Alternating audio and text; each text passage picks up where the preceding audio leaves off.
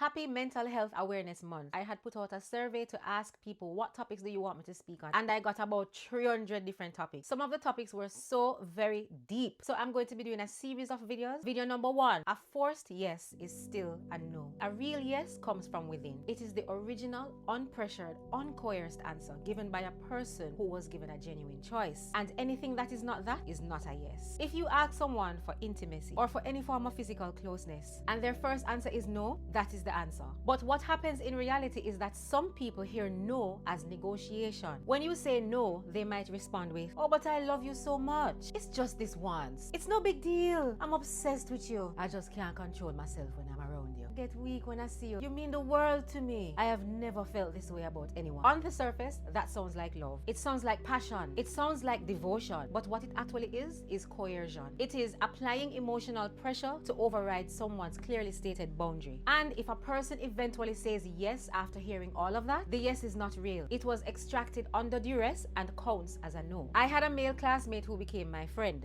when I was in university. I did not like him romantically, but I respected him deeply, especially because he was a committed Christian, a gifted Bible teacher. I trusted him. He would often come to my dorm room, and one evening he asked for us to be intimate. And I said no, clearly because I was not interested. Then he began to physically nudge me. I would push his hands away. He would insist and try again, not aggressively. This is the tricky part, but gently, persuasively. Meaning not violently, where you can obviously see that this is breaking off a boundary or this is abuse, but more in a playfully fervent way, which is still wrong. And this happened more than once with this person because I was young. Luckily for me, he did not get very far. And only years later, almost 20 years later, I understand that that was wrong. I understand that a boundary was being disrespected with a smile. And this can go either way. The person is a man in my scenario because it was my example. But a female can be coercing a male. Boundaries can be broken on either side. A no is still a no. Your no is a full and complete sentence. If this happened to you and you're still carrying it, you're still processing it, you're still trying to figure out what to do with it, please know that counseling exists for a reason. If you don't want to go to counseling, talk to a trusted friend, but don't carry it alone. It does not label you, it does not define you, and in Jamaican terms, nothing no come after you. Help is available to give you a safe space to talk about and to move past it so that you can have peace, real joy that passes all understanding.